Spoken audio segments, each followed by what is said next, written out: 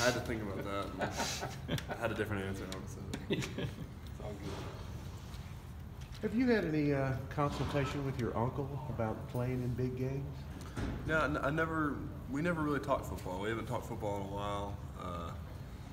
People ask me that all the time, but no, whenever we talk, it's more about he's bringing me some pickled okra or something. We're talking about going fishing or something.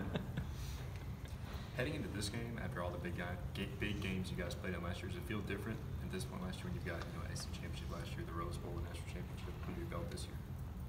I don't know. To me, it's a little different for me. I missed the national championship for my broken leg, so it's a little different. But at the same time, I mean, it's another game. It's a really big game. It's kind of a, I don't want to say it's a rematch, even though it is, but we're playing for the SEC championship again, so it's a real big game. Charlie, I mean, even though y'all say it's the same type of game, there's got to be an extra level of hype around it when y'all get in there Saturday. So, is there a point during the game where that all goes away and it's about executing and just, you know what I mean?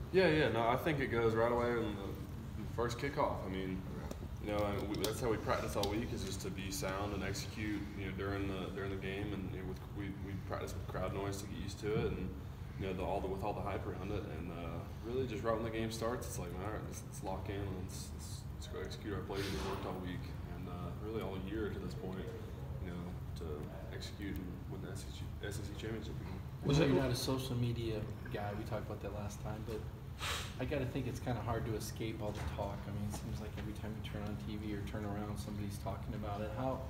Is it something that you soak in and enjoy, or is it something you block out?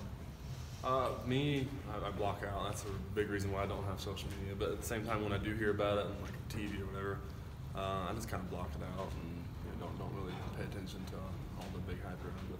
What was the flight back from California like with the broken leg? Was it uncomfortable? It was horrible. Yeah, I didn't enjoy it. I mean, how did they accommodate that? They don't. I honestly can't remember. It was just everything happened so quick. The whole game. We were in a rush on the way back because the whole celebration took forever, and we had to really hurry back. And I just know it was in pain. What was the 9 days like, knowing that you weren't going to play? And how'd you get through that?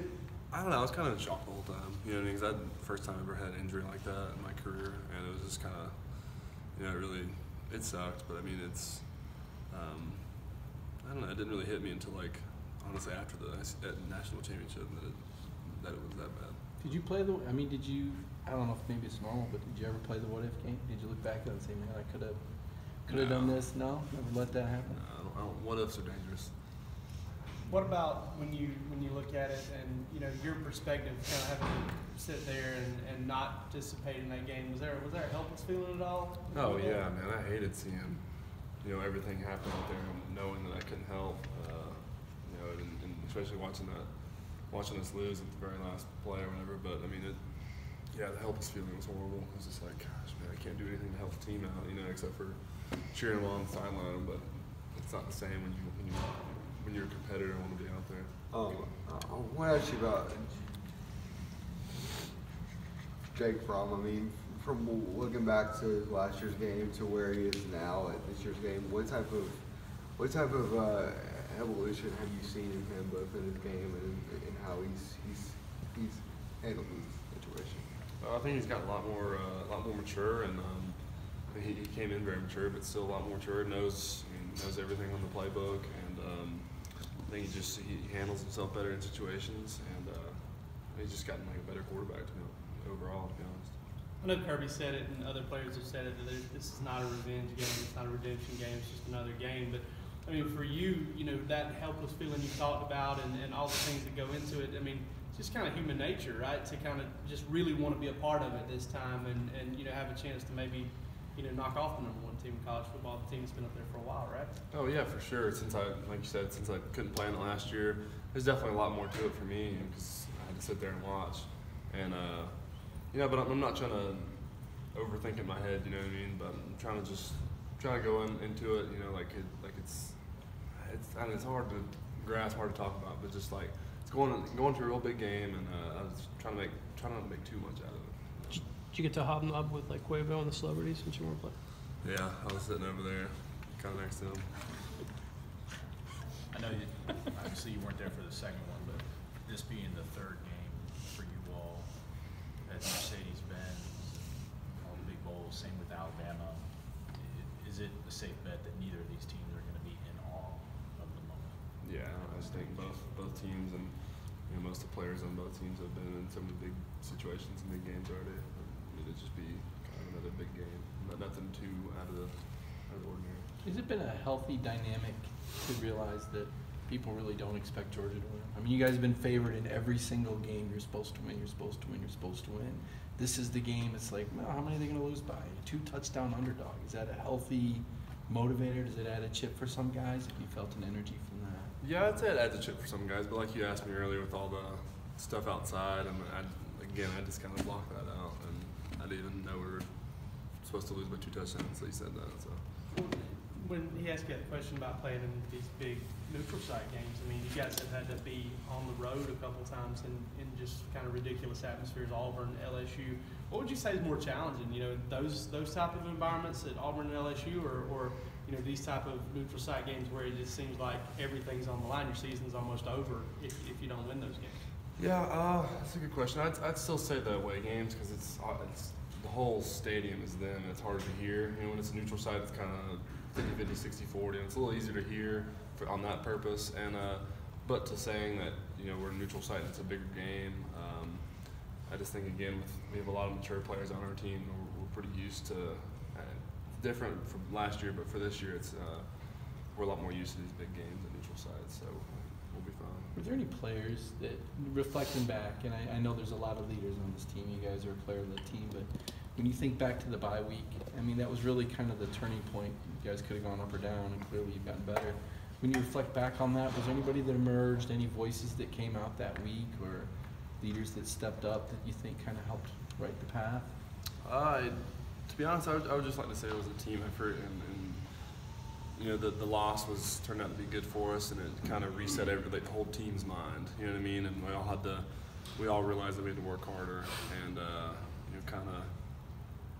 kind of restart at a lot of basic levels. You know what I mean? To kind of regroup and get going again. And so, how much of this team? We always hear that teams they take on the personality of their coach. I mean, how much is Georgia Kirby now? What is it about Kirby? How does he seems to communicate with you guys on a different level? How much is Georgia like Kirby? I'd say Coach Smart has a lot of energy, and so I'd say in a lot of ways, a lot of the players on the team, kind of vibe off his energy and stuff, But I don't know. I couldn't put much more into that question.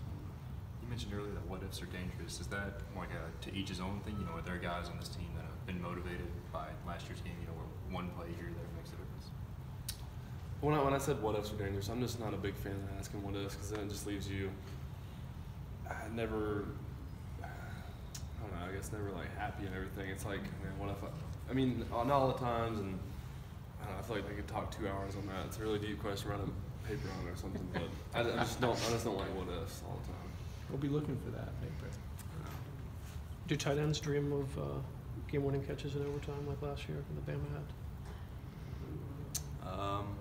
Do tight ends dream about that? Have you ever pictured yourself like making a championship-winning catch or something like that? I don't know.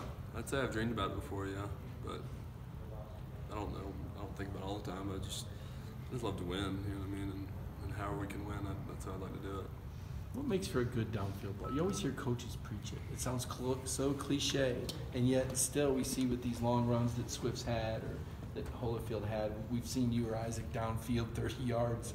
I mean, why are some guys able to do it and some receivers and tight ends just don't seem to do it? I honestly think downfield blocking is more about just the 1-2 and the hustle to do it. Because most people will block 5-10 yards or less and kind of call it. But if you want the big touchdowns, we talk about all the time, you got to block downfield because usually it's the last person, the safety or a backside corner, come and make the play. And so if you're really wanting to bust one loose and score, you gotta hustle and get down there and do it. There's probably a lot of downfield blocks that don't play into it. The guy does get stopped. Yeah. How do you find that tenacity to? What's the I don't know. motivator? Kirby's going to be looking, the film's going to be on, or? I'd say there's some of that. Some fear of getting yelled at, but at the same time, it's a lot of just self pride and actually wanting to help your team, and just for me to help my team out in any way I can. If that's blocking, and if that's backside blocking or downfield blocking, if that's what I got to do to help the team win. That's what I'm got to do. Thanks, Charlie. Appreciate it.